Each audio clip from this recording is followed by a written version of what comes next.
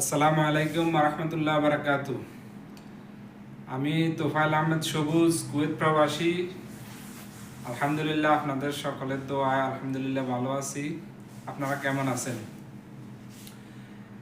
ইনশাআল্লাহ এবারের প্রথম ভোট প্রবাসীদের দাঁড়িপাল্লার পক্ষে হোক, এই লক্ষ্যে বাংলাদেশ সরকারের এবং জামাত ইসলামীর উদ্যোগে যে সিদ্ধান্ত উপনীত হয়েছে, সরকার প্রবাসীদের পোস্টাল ভোটের মাধ্যমে ভোটে অংশগ্রহণ করার লক্ষ্যে ইনশাআল্লাহ পোস্টাল ভোট বিডি অ্যাপসের মাধ্যমে রেজিস্ট্রেশন সম্পন্ন করলাম।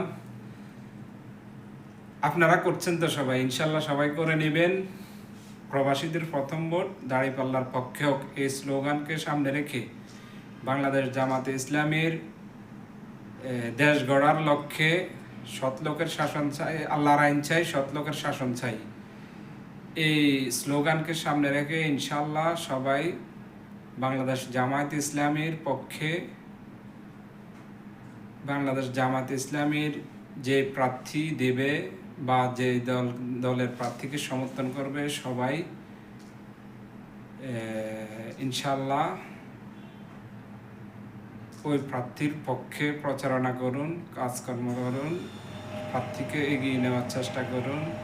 আমরা তো প্রবাসে আছি, প্রবাসে থেকে অতটা কিছু করতে পারতেছি না, এরপরেও দোয়া করতেছি ইনশাআল্লাহ